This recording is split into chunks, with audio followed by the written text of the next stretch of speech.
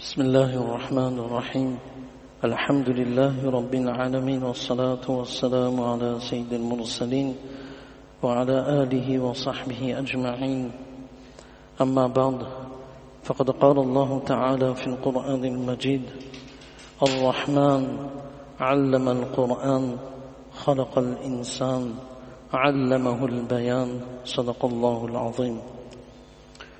وقال النبي صلى الله عليه وسلم لأبي ذر رضي الله عنه فإنه نور لك في الأرض إلى آخر الرواية أو كما قال عليه الصلاة والسلام رب اشرح لي صدري ويسر لي أمري واحلل عقدة من لساني يفقه قولي سبحانك لا علم لنا إلا ما علمتنا إنك أنت العليم الحكيم فسهل يا إلهي كل صعب بحرمة سيد الأبرار سهل اللهم صل على محمد وعلى آل محمد بعدد كل ذرة ألف ألف ألف ألف مرة اللهم صل على محمد أفضل صلواتك جزا الله عنا محمدا صلى الله عليه وسلم بما وأهله رب ارحمهما كما ربياني صغيرا اللهم اغفر لهما وادخل بالجنة الفردوس بغير حساب ولا سابق عذاب اللهم ارحم أمة محمد صلى الله عليه وسلم اللهم أصلح أمة محمد صلى الله عليه وسلم اللهم فرج عن أمة محمد صلى الله عليه وسلم اللهم اغفر لأمة محمد صلى الله عليه وسلم. Toutes les louanges appartiennent à Allah subhanahu wa ta'ala, le tout clément, le très miséricordieux, celui qui nous a permis de venir dans la masjid en toute sécurité, en tout bien-être. Allah subhanahu wa ta'ala qui nous a accordé la afia, Allah subhanahu wa ta'ala qui nous a accordé tous les moyens pour pouvoir vivre notre dîme en toute sécurité et en toute tranquillité. Et Allah subhanahu wa ta'ala, combien de faveurs, combien de bienfaits Allah subhanahu wa ta'ala il nous a octroyés, combien de bienfaits Allah subhanahu wa ta'ala nous a donné. Et le plus grand des bienfaits, c'est ce kalima la ilaha illallah Muhammadur Rasulullah sallallahu alayhi wa sallam. Et Allah subhanahu wa ta'ala nous a permis d'être dans la ummah, dans la communauté de Rasulullah sallallahu alayhi wa sallam, la meilleure des communautés, le meilleur des prophètes alayhi wa salatu wa salam. Jum'a, c'est ce jour béni qui commence jeudi soir après la salat de Maghrib. Et nous savons tous ce hadith dans lequel Rasulullah sallallahu alayhi wa sallam il a dit en ce sens que celui qui, le jour de Jum'a, à n'importe quel moment de Jum'a, il lit 80 fois Allahumma salli ala Muhammad abdika wa nabiyyika Allahumma salli ala Muhammad abdika wa nabiyyika wa rasulika an-nabiyil ummi 80 fois. 80 années de ses petits péchés sont pardonnés. À n'importe quel moment de Jum'a, Allahumma salli ala Muhammad abdika wa nabiyyik. Allahumma salli ala Muhammad abdika wa nabiyyika wa rasulika an-nabiyil ummi 80 fois. Et celui qui après la salat de Jum'a, il lit 100 fois Subhanallahi al-azim wa bihamdihi, Allah subhanahu wa ta'ala pardonne 100 000 de ses petits péchés. C'est un hadith authentique, tout à fait praticable, et Allah subhanahu wa ta'ala pardonne 24 000 petits péchés de ses parents. Et en ce jour béni, nous savons tous qu'Allah subhanahu wa ta'ala, il dépêche d'innombrables anges, ceux qui et celles qui ont l'habitude d'envoyer en abondance les prières et les salutations sur Rasulullah sallallahu alayhi wa sallam, bénéficient d'une miséricorde spéciale de la part d'Allah subhanahu wa ta'ala.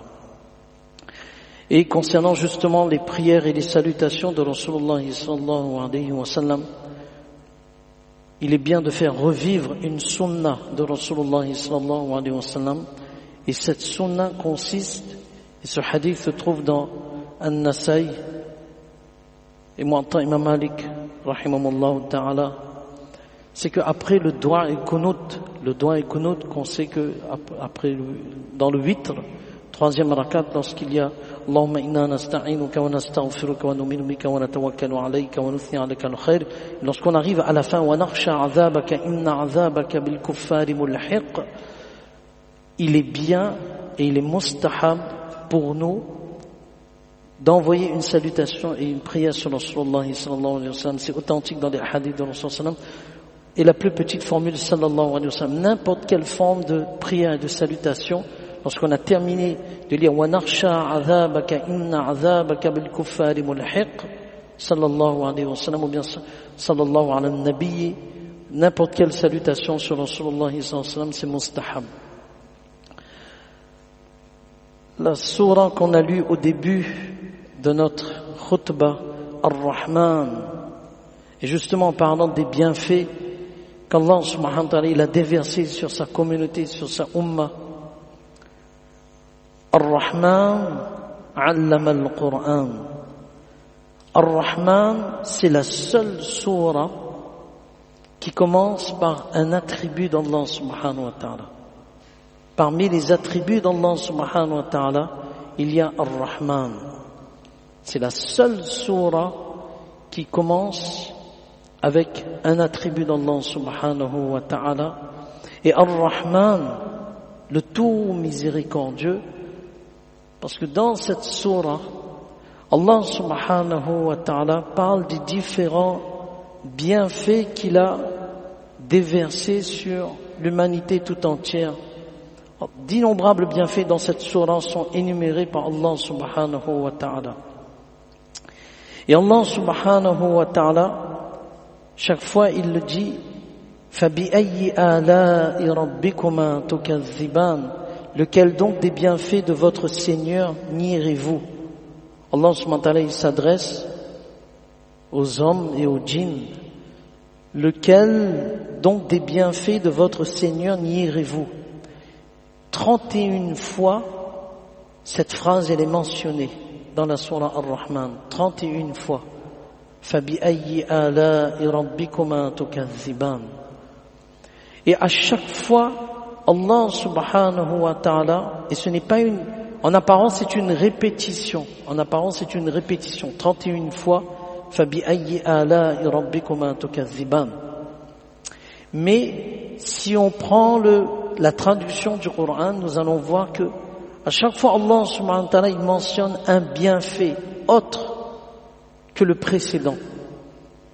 Et donc ce n'est pas une répétition, mais cela concerne le bienfait qui a été mentionné auparavant.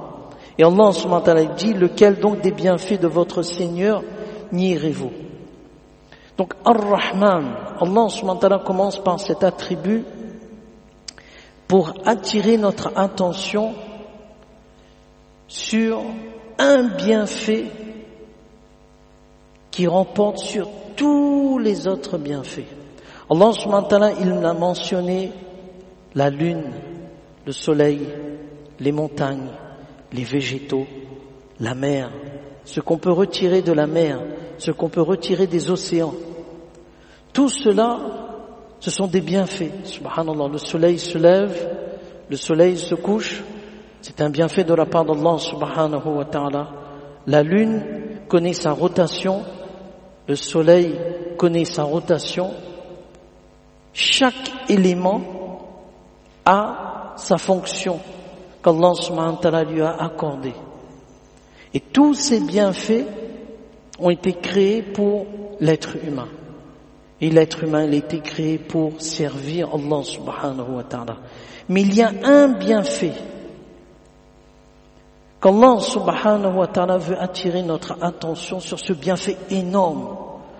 Wallah, et que ce bienfait-là, il va nous servir et il sera d'une utilité importante lorsque Dajjal il sortira, lorsque l'Antéchrist il sortira. Allah subhanahu wa ta'ala, il mentionne ce bienfait avant même la création de l'homme. Ar-Rahman allama al-Qur'an. Il a enseigné le Coran. Ensuite, Allah subhanahu wa ta'ala dit khalaqal insan. Il a créé l'homme.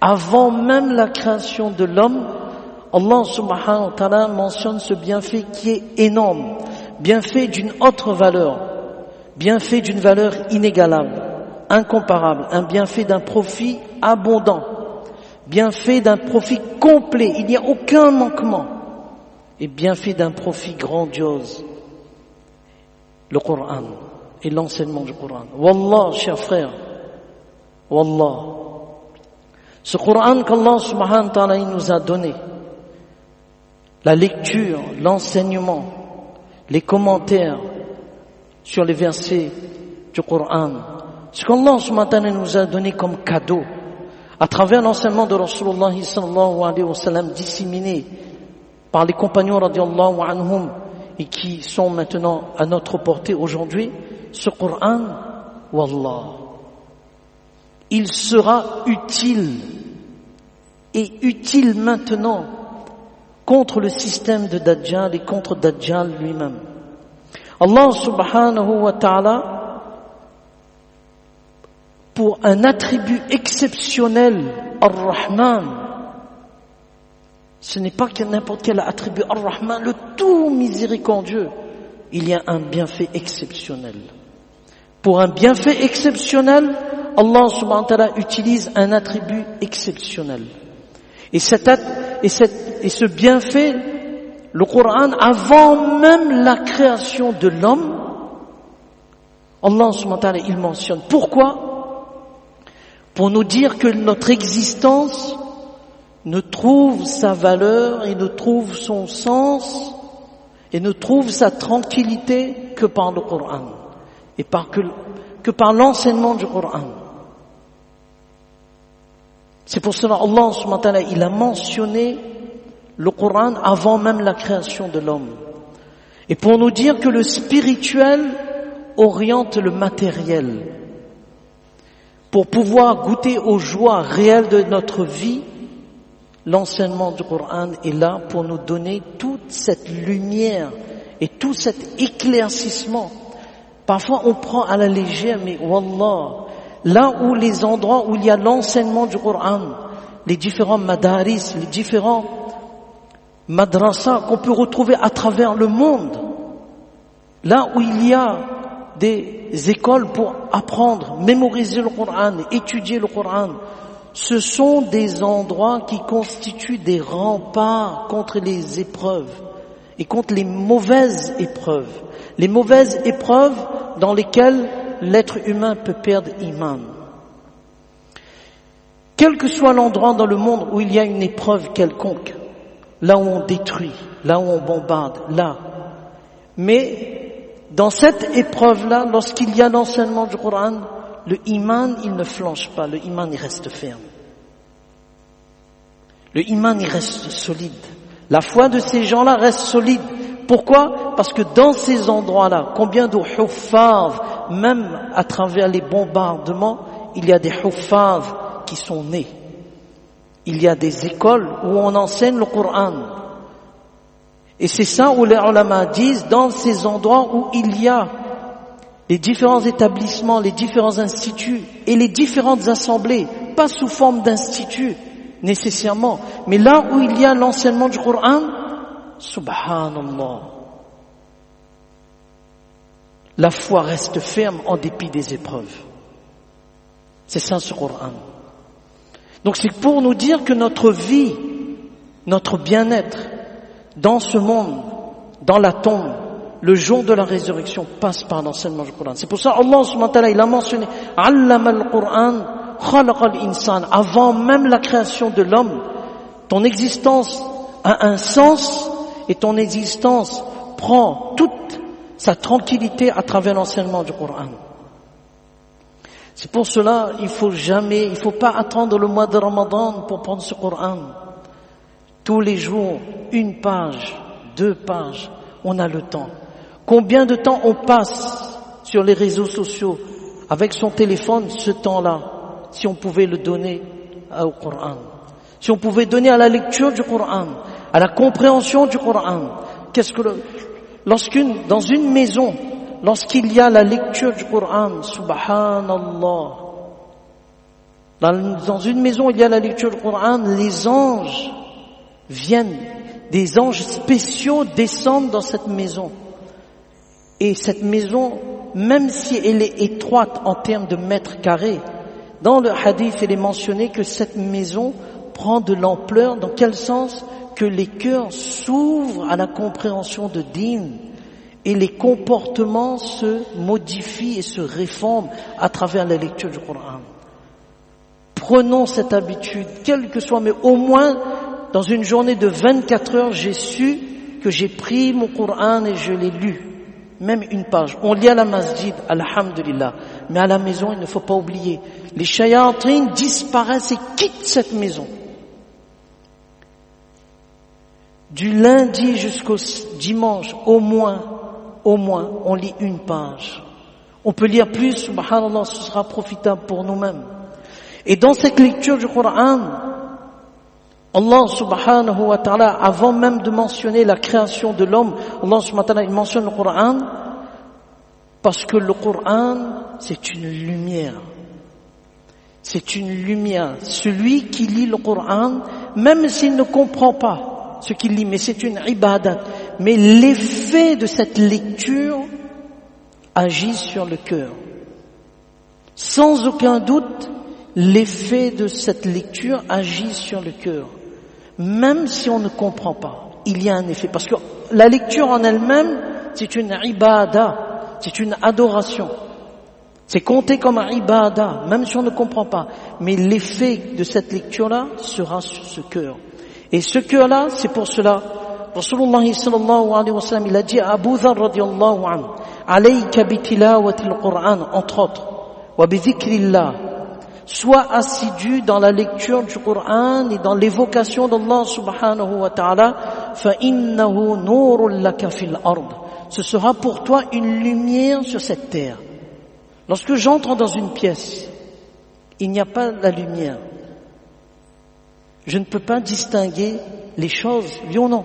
Je ne sais pas s'il y a quelque chose qui est dangereux. Je ne sais pas si je peux marcher sur... S'il y a un verre qui est cassé X temps, je ne sais pas, est-ce que je vais marcher, je ne sais pas. Mais dès que j'allume, il y a le courant, tout devient visible. Là, je peux distinguer ce qui m'est profitable et ce qui ne m'est pas profitable. Là, je peux distinguer que, il y a quelque chose qui est là-bas. Là, j'arrive à y voir clair. Le Coran, c'est pareil. Le Coran va développer cette lumière. Et lorsqu'on va pouvoir distinguer le bien du mal.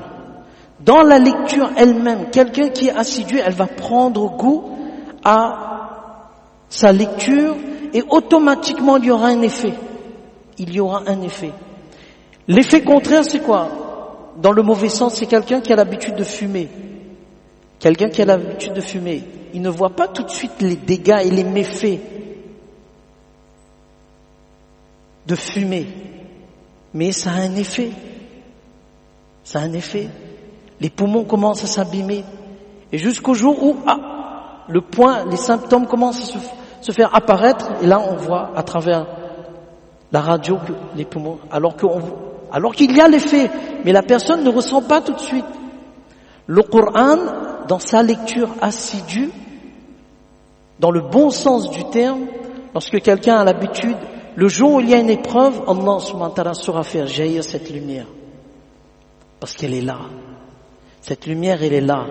Et c'est pour cela que cette lumière qui chasse l'obscurité, et c'est quoi l'obscurité? C'est les péchés. Et automatiquement, il y a un dégoût qui s'installe pour les péchés. Ça devient quelque chose de naturel. Et lorsqu'il arrive à avoir ce dégoût pour les péchés et toute action qui engendre et qui emmène la colère d'Allah subhanahu wa ta'ala, cette personne reste loin de tout ça.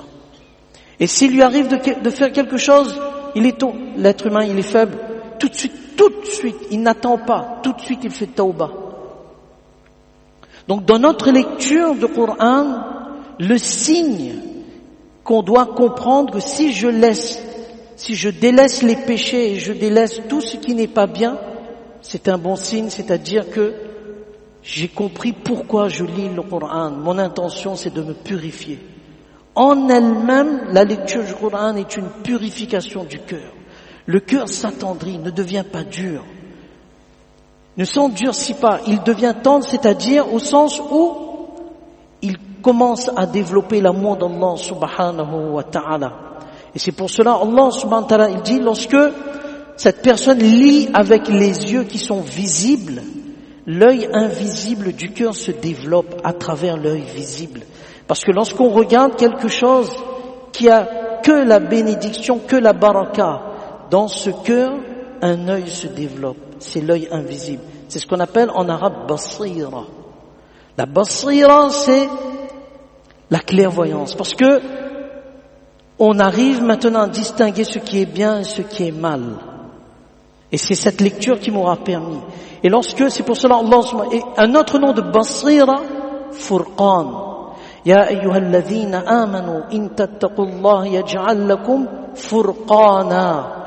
Celui qui reste loin des péchés, Allah subhanahu wa ta'ala lui donne ce qu'on appelle le Furqan. Et le Furqan, نور في القرب يفرق به المؤمن بين الأمور المتشابهات ووسيلة الوصول عليه تقوى الله ومخالفة هوى النفس. C'est cette lumière qui permet aux croyants de distinguer les choses qui sont confuses, douteuses, de rester loin de tout ce qui est interdit et d'aller à l'encontre de son ego, de l'envie de son ego.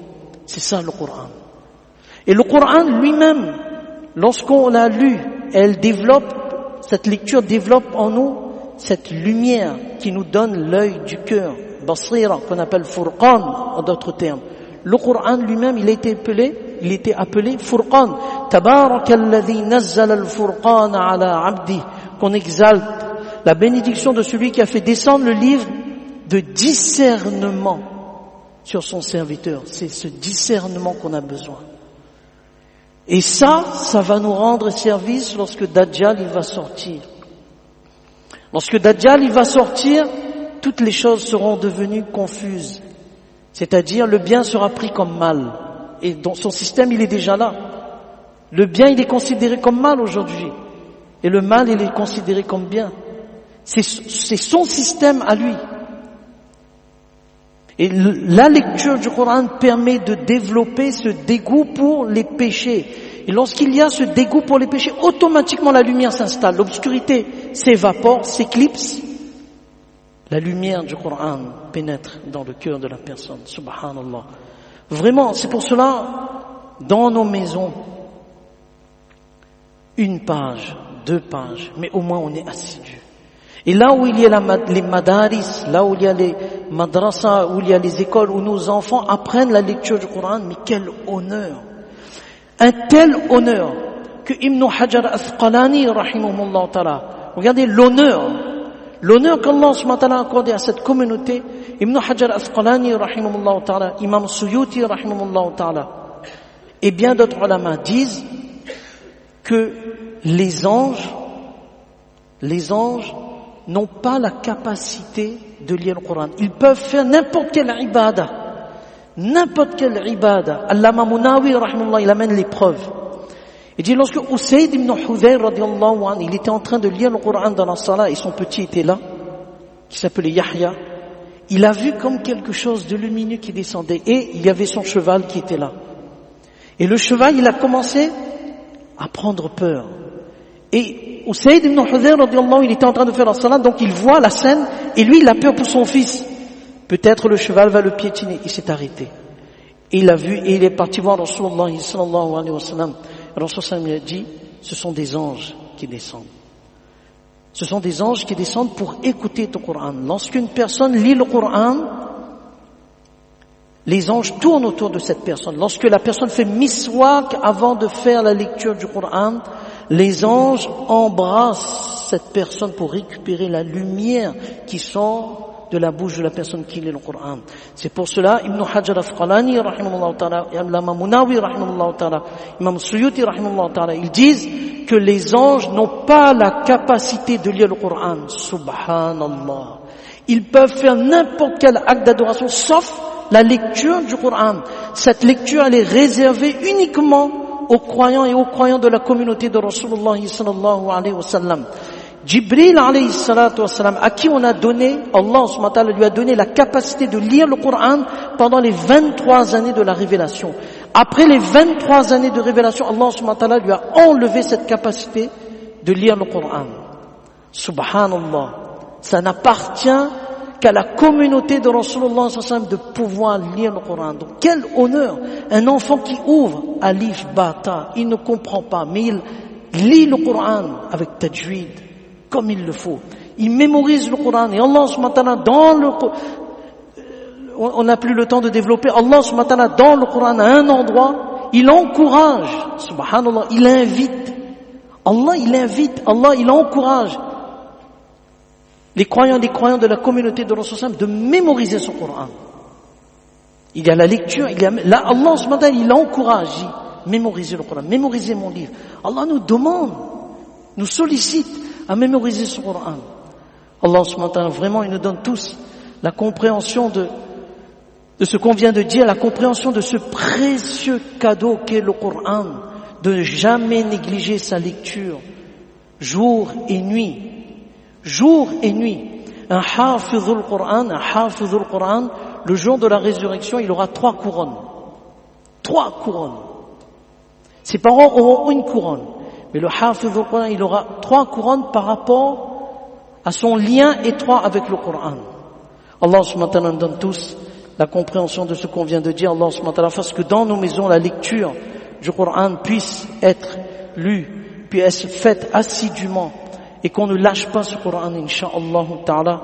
Amin wa akhiru dawana alhamdulillahi rabbil alamin. Jazakumullah khairan, ahsanal jaza.